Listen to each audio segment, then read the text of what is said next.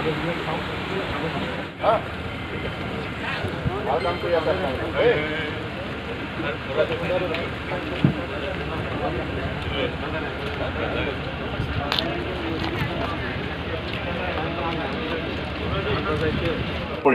কথা নিশ্চিত চৰকাৰে এই বিষয়ত যদি ৰাইজে লকডাউন কাৰ্যসূচী নিষ্ঠাৰে পালন নকৰে চৰকাৰে কিন্তু কোনো ধৰণৰ সহায় কৰিব নোৱাৰে। কাৰণ আমি বাৰম্বাৰ এই কথা কৈ আছোঁ যে আমি এতিয়াও কৰোণা ভাইৰাছৰ পৰা পৰিত্ৰাণ পোৱা নাই।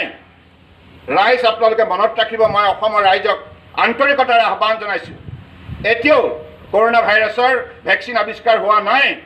গতিকে যেতিয়ালৈকে এই ভেকচিন আৱিষ্কাৰ নহয় তেতিয়ালৈকে আমি মাস্ক পৰিধান কৰিব লাগিব, সামাজিক দূৰত্ব বৰ্তাই ৰাখিব লাগিব আৰু নিজকে পৰিষ্কাৰ কৰি ৰাখিব লাগিব। পৰিষ্কাৰ পৰিচ্ছন্নতাক আমি প্ৰাধান্য দিব লাগিব, আমাৰ জীৱন ধাৰণৰ এটা পদ্ধতি হিচাপে ইয়াক গ্ৰহণ কৰিব লাগিব।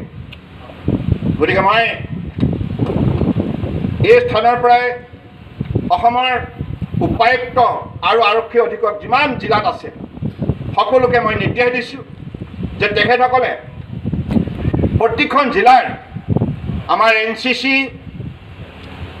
স্কাউট এণ্ড গাইড লগতে স্বেচ্ছাসেৱক স্বেচ্ছাসেৱিকা সংগঠনৰ সৈতে আলোচনাত মিলিত হৈ জিলাসমূহৰ ৰাজহুৱা স্থানত যাতে জনসাধাৰণে সামাজিক দূৰত্ব বৰ্তাই ৰাখে, পৰিষ্কাৰ পৰিচ্ছন্নতা প্ৰাধান্য দিয়ে, এই ক্ষেত্ৰত যেন উপায়ুক্ত আৰক্ষী অধীক্ষকে আহিব লাগে।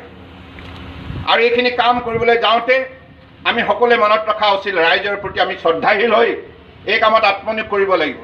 মই এই শ্ৰীৰামপুৰ গেটতো কাম কৰি থকা আমাৰ বিভিন্ন বিভাগৰ দায়িত্বশীল কৰ্মকৰ্তাসকলক মই বিশেষভাৱে অনুৰোধ জনাইছোঁ যে আপোনালোকে বাহিৰৰ পৰা অহা লোকসকলক যেতিয়া পৰীক্ষা নিৰীক্ষা কৰিব শ্ৰদ্ধাশীল হৈ আপোনালোকে কামখিনি কৰিব, যাতে কোনোৱে মনত বেয়া নাপায় আমাৰ ব্যৱহাৰত।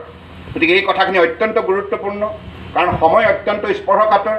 এই মুহূৰ্তত ৰাইজে যথেষ্ট কষ্ট স্বীকাৰ কৰিব লগা হৈছে, কিন্তু উপায় নাই, আমি সামাজিক দূৰত্ব বৰ্তাই ৰাখিহে আমি নিজেই নিজৰ জীৱনটোক ৰক্ষা কৰিব লাগিব কৰোণা ভাইৰাছৰ পৰা। গতিকে মই আজি এই শ্ৰীৰামপুৰ গেটৰ পৰাই মোৰ সতীৰ্থ বিধায়ক, সাংসদ আৰু আমাৰ BPFৰ হাগ্ৰামা মহিলাৰী আৰু আমাৰ সাংসদ, মন্ত্ৰী সকলোৰে তৰফৰ পৰা ৰাইজক আহ্বান জনাইছোঁ যে আপোনালোকে তৃতীয় পৰ্যায়ৰ লকডাউন কাৰ্যসূচী নিষ্ঠাৰে পালন কৰক। আপোনালোকে পূৰ্বতে দুটা পৰ্যায়ৰ লকডাউন কাৰ্যসূচী অত্যন্ত শৃংখলাবদ্ধভাৱে আপোনালোকে সফল কৰি তুলিলে। ইয়াৰ বাবে আপোনালোক কৃতজ্ঞতাৰ পাত্ৰ।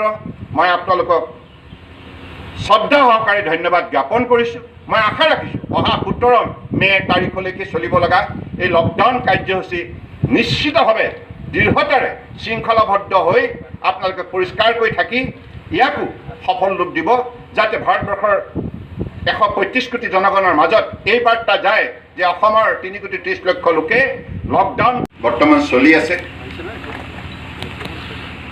আৰু এই সময়ত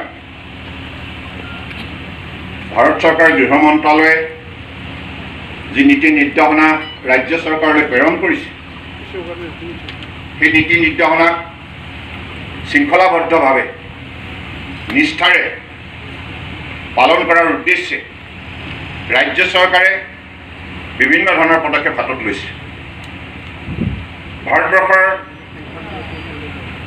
অন্যান্য ৰাজ্যত অৰ্থাৎ বিভিন্ন ৰাজ্যত যিসকলে লকডাউন কাৰ্যসূচীৰ বাবে আবদ্ধ হৈ থাকিব লগা হৈছিল, তেখেতসকলে এতিয়া নিজ ৰাজ্যলৈ অৰ্থাৎ অসমলৈ ঘূৰি অহাৰ অনুমতি লাভ কৰিছে।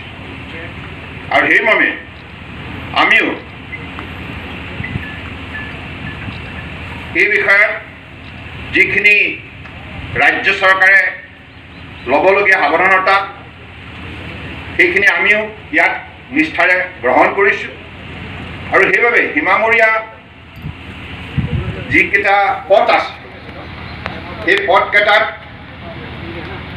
যেতিয়া অন্যান্য ৰাজ্যৰ পৰা বিশেষকৈ এই প্ৰান্তত ধুবুৰী আৰু কোকৰাঝাৰ, শ্ৰীৰামপুৰ গেট